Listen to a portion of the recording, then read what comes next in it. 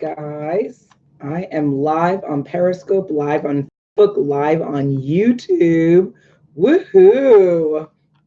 Can you believe it? Day six, day six, day six. We're here. Oh my goodness. Oh my goodness. It's like almost over. I'm so sad. I'm like, this has been so much fun. Our 7-day career makeover, and we're on day 6.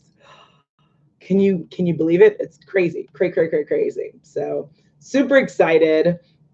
I feel like my voice is like, no, Natasha, you need a little bit of a rest. Your vocal cords have been going. So I definitely plan to get a little bit of chill time, but I'm actually always working. So I work through weekends. I love weekends. I love any day that you wake up and you're alive is like winning.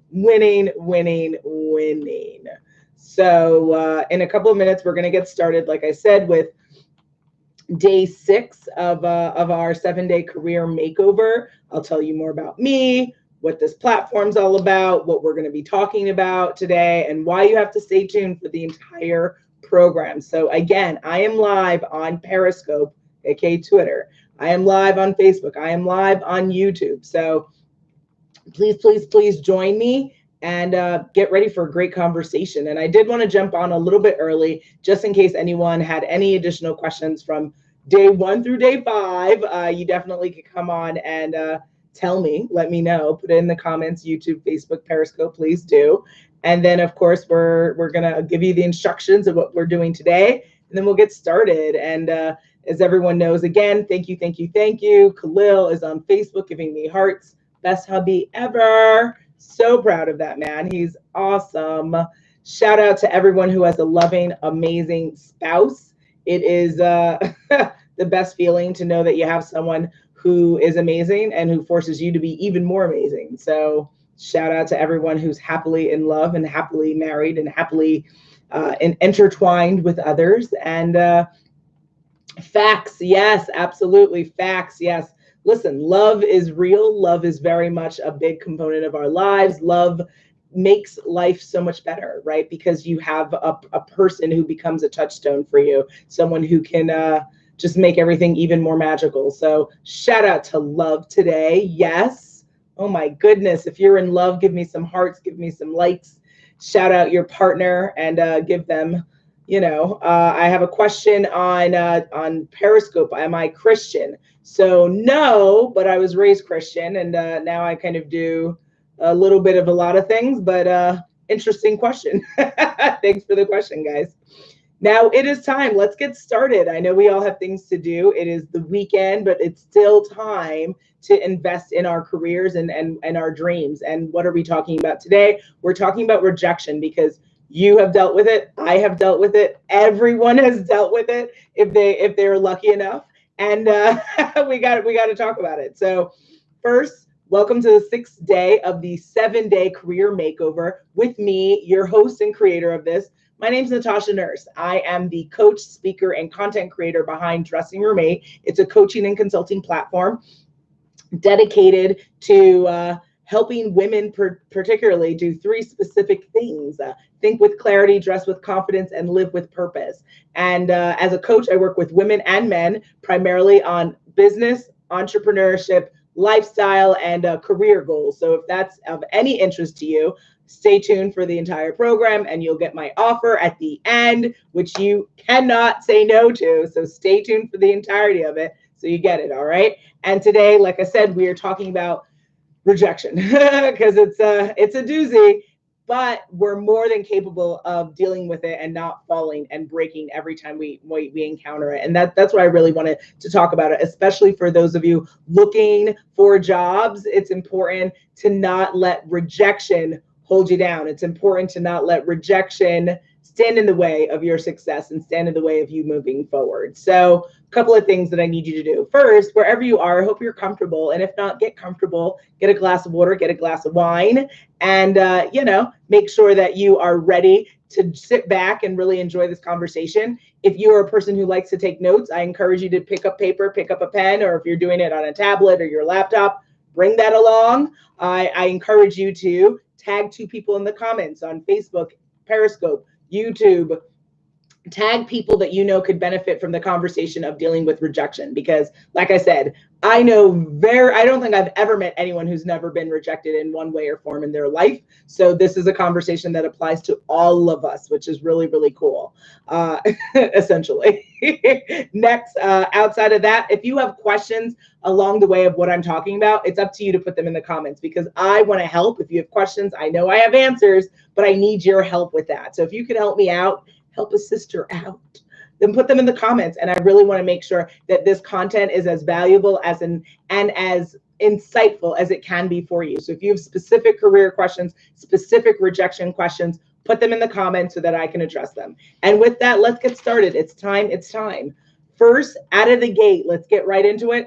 RobertHalf.com, who's ever been kind of worked with them or used any of their resources, in addition to being like a really big conglomerate recruiting company that touches so many different industries. You can check it out at roberthalf.com. They also have great blog content. And as you are on your career hunt or on your career journey, it's important to identify resources that are going to be helpful for you along this way. And roberthalf.com definitely can be. They have an article titled Recovering from Job Rejection. 7 points. I think we should go through them. Let's talk them out, figure out what's going on. So first of all, when we get rejection, what's the first thing that we feel? The article points to, it can bring on negativity, right? So rejection, is that positive or negative? It's negative, right? It doesn't feel good. It doesn't make us feel good. It actually makes us do what? Question ourselves, question our abilities, which is not a positive space to be in. When you're looking for a new opportunity, like a new career, like a new job, we have to run towards positivity, not the opposite. Negativity never helped you get anywhere closer to your dreams. You damn well know that to be true, yet somehow we we constantly focus and draw ourselves to the negativity. I was just having a very interesting conversation this morning with someone in my close network, and I was just kind of really emphatically passionate about the idea that negativity, if you look at it, is downright idiotic. All it does is it focuses on what? On an outcome that we don't want. So when we're applying for a new job, if all you say is, well, I got 6 rejections, so I don't even know if they'll look at my resume. I don't even think they'll call me in for an interview. How is that helpful?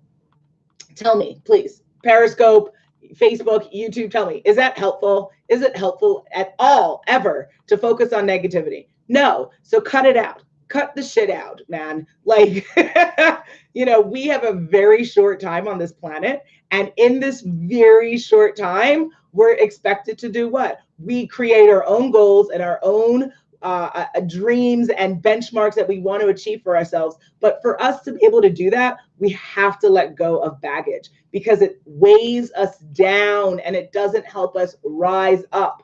And so I'm telling you, like, at the bare minimum from this conversation, if you can just say one less negative thing to yourself, if you can think one less negative thing in your mind, you are going to go miles ahead because it is the negativity, it's the self-negative talk that is bringing you down. So really think about that. If you have questions, put that in the comments. I'm going to go to the next point from the Robert Half article.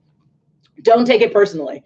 This is a goodie, right? This is a real goodie, because when we get rejected, what do? We self-attack. Oh, well, maybe I didn't have the right job set. Maybe I didn't do good enough on the interview. Right? Yep, sure. But have you ever considered it's just not about you, right? If you are in a pool, and guys, some jobs, we're talking thousands of applications, hundreds of applications. If you have a great background, but if there's someone who has more on point background, is the rejection really about you personally? Or is it just about the fact that this opportunity could be a better fit for that other person because they've done it for 5 extra years, or they've done it in a way that really matches what this new potential employer is looking for? Right? It's really not that deep. I think a lot of times when we're going through job applications and putting things in, and oh man, I really want to work for NBC and right? Like all these great places you can work for. And what do? We take it so personal when we don't get a job. And I'm right there with you, right? Like Khalil, my hubby, knows, like, if I apply for something and I don't get it, I'm just like, oh, right? But I talk to myself. The minute I start going that feeling, I say, wait, Natasha.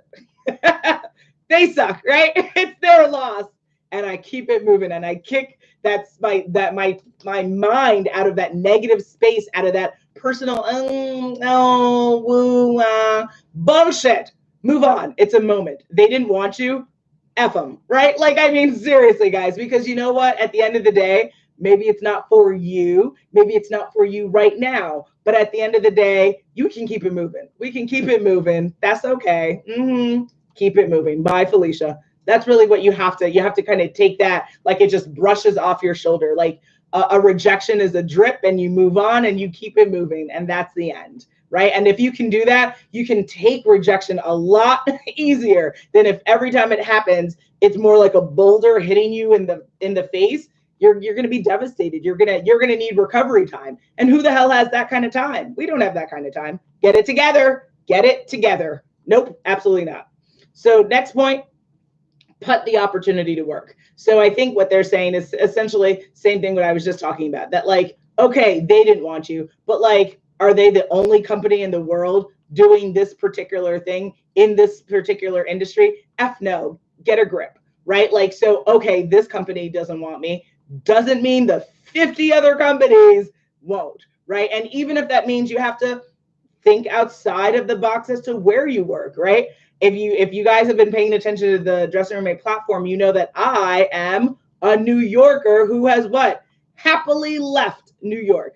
Goodbye. Shout out to New York Fashion Week. I know it's happening and it's on and popping. Yay, good. Sorry, I'm enjoying my Arizona heat. I have moved to Arizona, and I look forward to exploring opportunities here and being involved in a whole new work and career opportunities, business opportunities, social opportunities. Hello. It's not where you think you need to be doesn't always need to be that place, right? Start to elevate in how you view your world and the places you can go in this world. Because I'll tell you, growing up, I was a New Yorker who was like, oh my God, there's just Manhattan and then there's Wasteland. Bullshit. I call bullshit. Absolute bullshit, guys. There's so many places in this country, in this world, that you can go and you can move to, and you can have a bomb ass life, right? And you can save money, or you can explore new terrains. There's just so much out there. So this idea that like there's only one way for your life to go, bullshit. All right. So keep it the F on and keep moving. Okay. Next, focus on your strengths. I think this is important. Whenever we're feeling down, what's the best way to feel down, to get up from that, is to focus on what you're really good at. And maybe even think about that and adjust your career and job hunt. Because if you are going for something that emphasizes your weaknesses, of course you're going to face more rejection. Of course you're going to feel more vulnerable in the conversations that you're having with these potential employers. Focus on your strengths, focus on what you're really good at, and making sure that you are trying to do your own matching. That like, I know for a fact, right? Like for me, anything that I do that involves speaking is a plus. I am not nervous to talk to anyone. I don't give a flying F. You can be Beyonce, you can be the president, you can be an alien. I don't care. I love talking. And at the end of the day, for me, communication is a strong point, right? So anything I'm doing, I really hone in on making sure that that is a part of what I'm doing, because I know that that is my wheelhouse, right? Like, we're rocking it, right? I can do this, right? But if you were to say, hey, Natasha, do you want to pursue an opportunity where you're going to do quantum physics? No, I've never taken physics. Sorry, not in my wheelhouse, but that's okay. Focus, double down on what you know is your strength, and move towards it, right? Like, run towards it. Stop trying to make yourself fit into a box that doesn't apply. You need to do what you love. You need to do what you're good at. And of course, for the skill sets that you want to evolve, for the things that you want to evolve, make it a part of the package, right? So maybe you don't necessarily love talking. Maybe you're more introverted. Cool, right? But the job you're pursuing does involve a little bit of talking. That's good. It's going to be good for you. It's going to expand your comfort zone, which is going to be amazing because you need to grow and evolve vertically and horizontally when it comes to your career. So think about that and keep it moving. Next, practice self-awareness. I think that's, we talked a little bit actually about that in a couple of other earlier days of the 7-day career makeover, which is we got to do self-auditing, right? So, if you are maybe in a position right now on your job hunt and say you've been interviewing for like 3 weeks and you haven't been able to like get an initial offer or get any offers at all, right? Maybe it's time to think about a self-audit and really sit down and like speak with someone like me and do a mock interview and make sure that like the impression you think you're offering and making is the actual impression that other people are receiving. Because you know what, a lot of times, and I think it's not funny, but it's kind of funny, which is the following. Too many people I have met told me that they are super personable, that they are people. And I will tell you, these people walk around acting like they have a stick in their butt. And you know what the hell I'm talking about, right? Like, I'm really personable, right? But why are you like Scrooge? Why are you angry? Like, I don't know what this is. I don't know what this energy is, but it's not goddamn personable. Get your life, right? So know who the hell you are. When people ask you questions and you have an attitude, when you sound like you have an attitude, don't obviously go around telling people you're a people person, because you are not. It is what it is. But a lot of people are delusional. A lot of people think that they are, sunshine and kisses and lollipops in conversations. And like, you're sorry, but you're not presenting that way. You're not coming off that way. You're rubbing people the wrong way. Like, I would never present to people that like I'm a soft-spoken, small personality. Hello? Like, are you effing kidding me? Like, get a grip, Natasha, right? Like, if I didn't say I had a big personality, I would be doing an injustice to myself, as well as just a downright lie. Like, no. So if I needed to collaborate or work in an environment where everyone needed to be really quiet and everyone needed to be really kind of, soft-spoken, that's not going to work. That's not going to work because here I am, right? Crazy and excitable and energetic. That's what I'm talking about, right? Like, that's where I need to be. When that is vibing and people are like exactly maybe not at the same octave as me, because you have to make calls, you have to be herded like Jesus. But still, right? I like working at a library would be a very big challenge for me. I'd have to, I don't know, maybe sedate myself or something. Like, it would be challenging because quiet is not really something I'm about. Okay, so just gotta be self-aware. Stay positive, obviously, right? If you guys have gotten 10 rejections, how many rejections? I think maybe at one time I even have gotten maybe 10 or 12 rejections in a row or something like that. Like, it's hard to keep track because people reject, accept all different times in the career game and the journey. But like, you have to keep going, right? If I always hold on to the J.K. Rowling story of Harry Potter. She got 12 rejections, right, in a row before she got a publisher to sign on for Harry Potter. Where the hell would we be in this world without Harry Potter if she gave up at around rejection letter 8, right? Like, get your life. I don't care if you have 100 rejections. It doesn't mean that the 101st won't be the offer of your life. You've got to be able to see the optimism and feel and believe in optimism and possibility, guys. That's all I'm asking. Again, if you're taking one thing away from this conversation, the possibility is always there. It's always there for you to believe in, and it is always available to you to believe and hope in and execute on. But if you are so downtrodden, if you are so addicted to negativity, you will not see that. You will not see it. You will not see it. You will not see it. And I'm telling you, it will take a lot harder to not even get myself a dream job, just any goddamn job, because people are not interested in hiring naysayers. People are not interested in hiring people who are bringing down the team. So anyone who's behaving that way is going to have a harder and harder time as we go on in our world, because at the end of the day, a lot of jobs are being taken over from robots, or are outsourced in all sorts of different ways, right? Internationally, across the country, whatever. So at the end of the day, when it comes to having a place in the job market, you have got to be goddamn pleasant. You've got to be easy to work with. You've got to be interesting. You've got to have soft skills, hard skills that the employer wants. And negative attitudes, negative visceral treatment of other people, it's not going to work. You guys are going to struggle if you're part of that kind of makeup. So guess what you can do? You can change. You can always evolve. You can always self-audit and make a decision to be employable or not employable. It's your choice. All right. And then the last point from the Robert Half article is maintain your momentum. And that's important, right? Because again, if you've gotten 12 rejections, it's easy to be like, you know what? I'm just not going to apply for something today. I'm just done. Nope, nope, nope. Keep the hell on. Keep pushing, right? You are Frodo going up the mountain, Lord of the Rings style. Ain't nobody got time for you to slow down. Keep it the hell moving, or things will come after you. Think of it like that. As you can see, I'm like a major nerd. So my reference is a movie reference. And of course it's to Hobbits, because hello, I love Hobbits. Yes.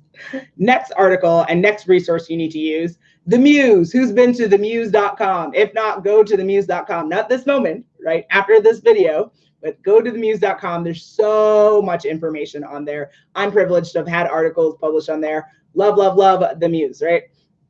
How to move on when you didn't land the job. Oh, right? Four easy points. Realize it's inherently in your programming. So what are they saying? So negativity, right? We talked about that. Ultimately, human beings are naturally drawn to negativity. It's a survival thing, but it is conquerable. It is absolutely conquerable. I myself, I work on it every day. I eliminate a lot of negative people in my life so I don't have to hear that crap from them. It's boring, it's tiring, it's exhausting. Go away. Go away. I'm not ruining my life for it. Nope. If you want to ruin your life for it, then put that in the comments. Let me know. Who here loves negativity? I want to know, but I bloody well don't. So I have no time for that. Next, remember that it's part of the process. So guys, why does acceptance and offers feel so good, right? It feels so good because we've known the opposite. We've known what it's been like to, you're really talented, but unfortunately at this time, we're just going to not move forward with your application. Boo, boo, boo, right? So when you get that offer, it feels like $1 million frickin' bucks, because you know the contrast. You've been rejected. That is what life is about. That is what this career hunt is all about. You have to experience the bad to revel in the good. If you can understand that, then you can play the game better. All right. Next, quit overanalyzing. We talked about that, right? It's not that deep. It's really not that deep. Just because a company doesn't want you, like I said, it might not even be about you. It could just be the other candidate pool. It could be how you performed on an interview. It could have been your documentation, your resume, your cover letter. Could have been a poor reference, right? There's a lot of points in the process that could have broken. But at the end of the day, unless you're going to get a detailed feedback from that potential employer, you're never going to know. It's always going to be speculation. So it's not that deep. You didn't get it. Okay, move the hell on. Like, stop thinking, oh, or making stories about why you think you didn't get it, right? Like, oh, maybe it was, unless you have documentable evidence, it's not that deep. Keep moving. Keep it moving. All right. And then next they said build stronger job esteem. So yeah, it's about kind of doubling down and saying like, no forces me to what? Go after that yes elsewhere. Deeper, stronger, faster. It's not about sitting in that space of no and just being like, oh, I don't know. Screw it. It's a no. It ain't that deep. It's just not that deep, right? Say you can happily take that phrase. It's just not that deep. Move on. All right. Now, my personal tips, because I, like I said, have been through extensive rejection. Why? Because I have a very eclectic background, and for things that I'm pursuing, say now, or, you know, in the future, in the past, it's always been quite interesting. Like for anyone on YouTube, on Facebook, on Periscope, I'd love to hear your thoughts on this. for someone like me, right? Like I have a very eclectic background. I'm a lawyer by trade, but I don't practice, right? And then I've done education, I've done sales, I've done recruiting, I've done what else? Oh goodness, media, content creation, right? All the stuff that I do with dressing room and coaching and public speaking. So there's a lot of different moving pieces. So if I'm looking for something to explore at this moment, what do you think employers are going to say? Wow, you have a very varied background. And I think it's a little frustrating. Why? Because look at the most successful people in this world. Have they done one thing? Did Maya Angelou do one thing? I think not. Did Barack Obama do one thing? I think not. Like, so, it's interesting when you're hunting and you're looking for opportunities and you're doing your own PR spin as to how to make people make sense of you and what you're bringing to the table. But I do think, and I really do hope that as more content is created, that employers start to say, you know what? And they say they love rich candidates that bring a lot to the table, but that also means that they're open to candidates having multiple opportunities that they are pursuing at once in their life, because everyone's entitled to run their life and their time how they want. And to be honest, if you are really thinking about wealth planning, you understand that one stream of income is not going to cut it, baby. What do most millionaires have? Between 7 and 20 different streams of income. So if you're sitting here and you're like, I'm going to get one job and that's going to make me a millionaire, I highly doubt it, unless your job is paying you $1 million a year, and actually well over, because you got taxes and you got expenses and you probably have a lot of student loan debt and right? You need to have multiple things going on. That's why I'm doing an upcoming webinar on Fairy God Boss on how to start your side hustle, jumpstart your side hustle, because at the end of the day, anyone who's just doing one job, I implore you to question, is that enough? Financially speaking, mentally, creatively, is that enough juices giving you what you need? Personally, no. I love to do multiple things at once. It fuels me, it motivates me, and it gives me the option to grow on multiple levels. That's why I think it's healthy. And I really do hope employers start to think this way and start to understand it's bullshit to just say, I'm looking for a candidate who can do one thing. Bull, I call bull. All right. So there's that. Also, I mentioned it before, but I'm going to mention it again because this is something that I've had to say to myself. Whether you get the job or not, you're totally fine, right? Like this ain't nothing but a chicken wing. Like we're going to be good. You want me? Cool. You don't want me? Cool. Like it's all good, right? I think we need to, again, it's not that deep. We need to remember that this job, this opportunity is an opportunity, but it is not making the earth turn on its axle. It is not deeper than health issues. It is not deeper than spiritual issues, right? Like there's a lot of things that you'll deal with in your life. Your job is one thing, but it is not everything. Okay. So understanding that really helps to put things in perspective. And you're just like, oh, screw them. They didn't want me. Cool. Good luck. God bless. Peace. Next. And this is important. Your job is not your identity. I want to be crystal clear on this. Your job is not your identity. So I introduce myself as what? As coach, speaker, content creator for Behind Dressing Room 8, right? Those are the things that I do. Is that who I am? Hell's no. I am a Jamaican American, born, dynamic, feminist, avid reader, pet lover, advocate for body positivity, dedicated to a life of learning and evolution and spiritual innovation, and wanting to be a contributor to my community, to make my ancestors proud, to make my parents proud, to make my spouse proud. That's who the hell I am. But what I do supplements and invokes the juice, the energy of who I am. But what I do is not who I am. So I need everyone to really get on that beat and make it crystal clear that yes, your job is very much important. What you do in this world is very much important. You could be the founding base of why companies succeed and why cancer gets solved, right? Like what you do is vitally important, but it is not who you are, right? There's a distinction. And when the clearer you can be with that, the clearer you can understand that anything that happens in your career, you can shake that off, baby. You can move on, good or bad. it's going to be all right because who you are is not your job. It's two separate things. It's a part of what you do, but it is not who you are. Next, and I say this all the time, me and my husband talk about this all the time, it wasn't meant to be, right? I'm a strong believer that, like, if you get a no, I actually don't believe in no. I wrote about that on the blog on dressingroom8.com. A no is just maybe later, maybe with someone else, maybe at another time. But it is not, the word no is, it's a construct. It's not a real thing, guys. It is what it is. Like, okay, they don't want you right now. Doesn't mean they might not want you 2 years from now. Doesn't mean another competitive company doesn't want you right now.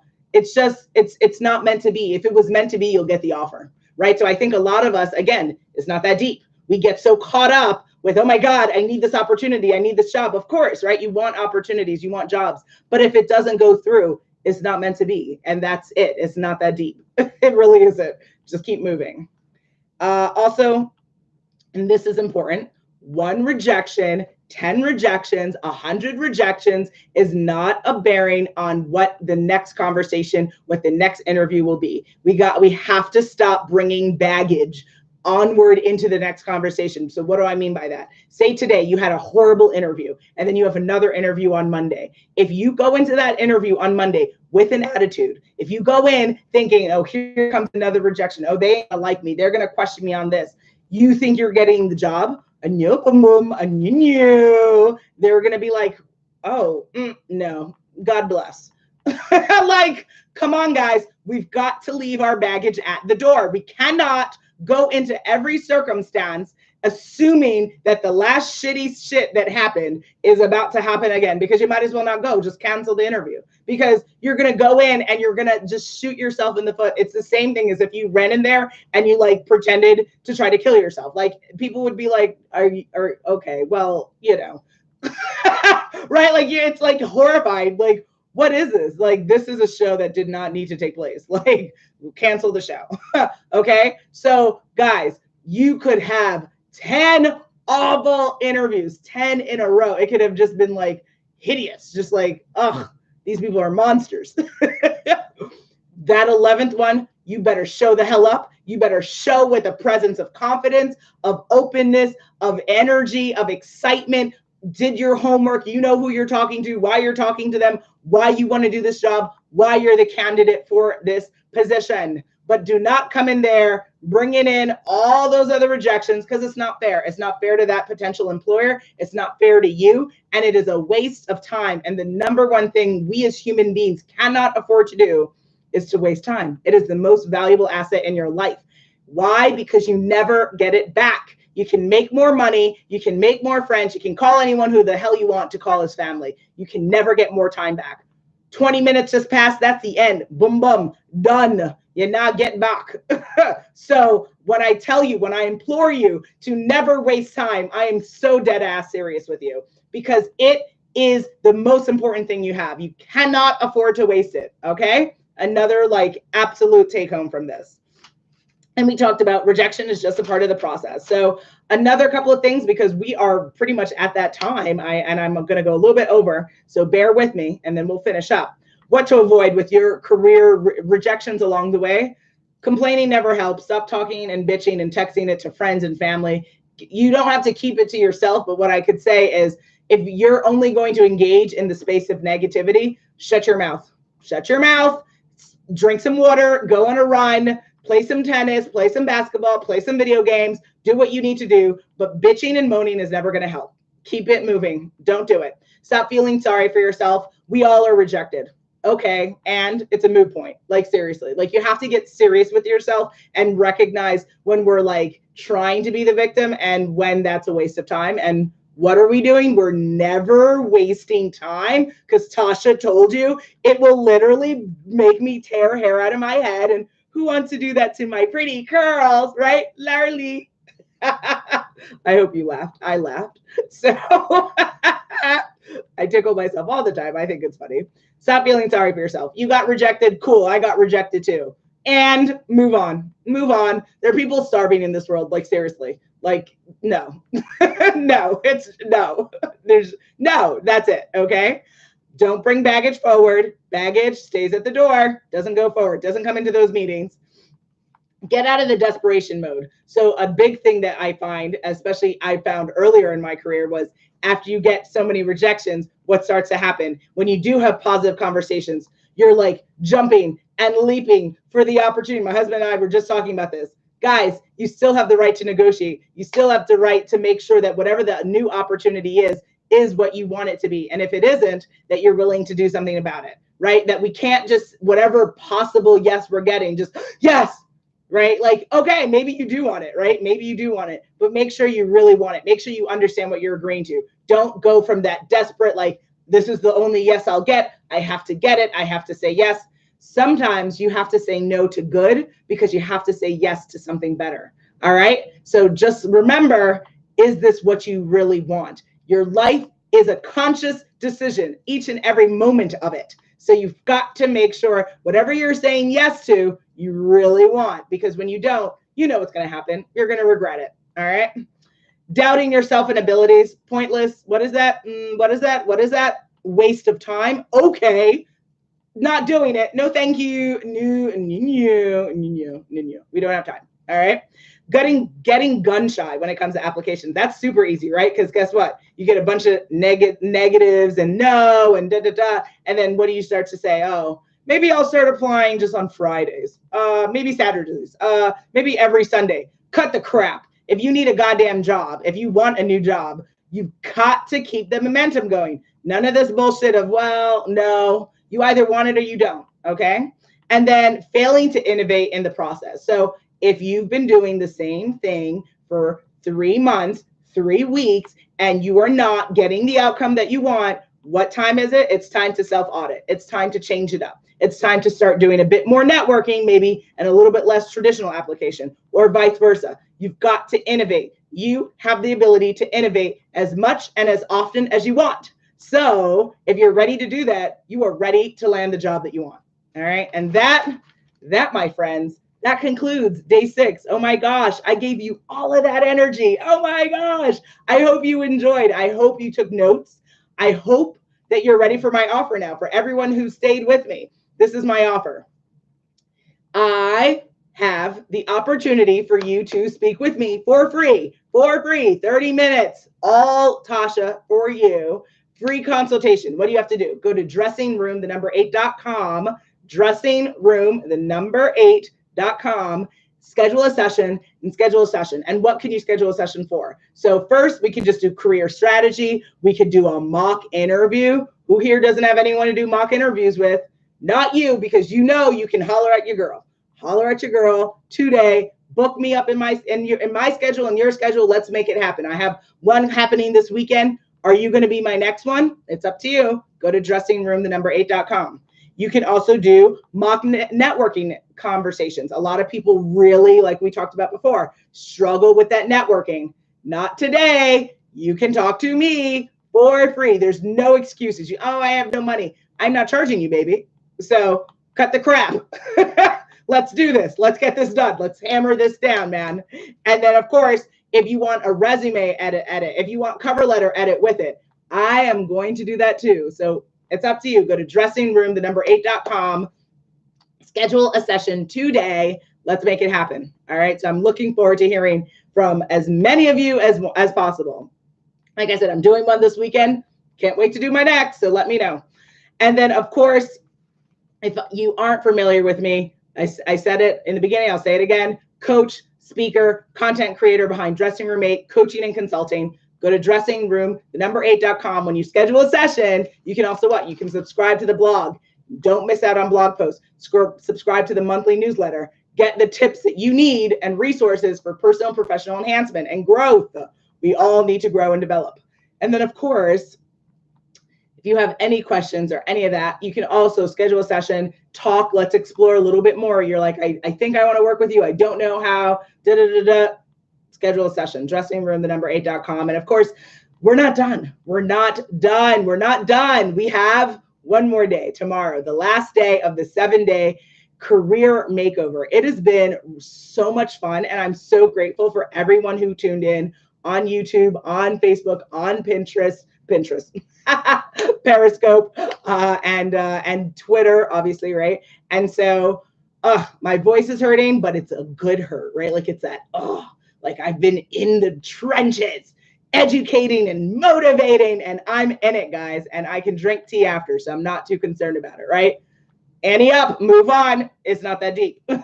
So pain is a good thing sometimes. We can use it to motivate us. And that's what I'm going to go do right now as I go and celebrate my birthday weekend. So again, thank you for all of you on YouTube, on Periscope, on Facebook for all the birthday love yesterday. I really, really appreciate it. Thank you, thank you, thank you. And on LinkedIn, good Lord, for anyone I'm connected with on LinkedIn, I have received so many birthday messages. It's mind-boggling. But thank you. Thank you for all the birthday love across the platforms. It's been really, really honoring and really, really sweet. All right. So join me tomorrow. It's the last day. We're going to be talking about negotiating, asking for what you want. So if you're ready to do that, you're ready to join me same time tomorrow on Facebook, on YouTube, on Periscope, and Twitter, right? So let's do this. All right. So now it's always the fun part. It is the part where I have to end the conversations. Okay. So goodbye on YouTube. Yeah. Goodbye on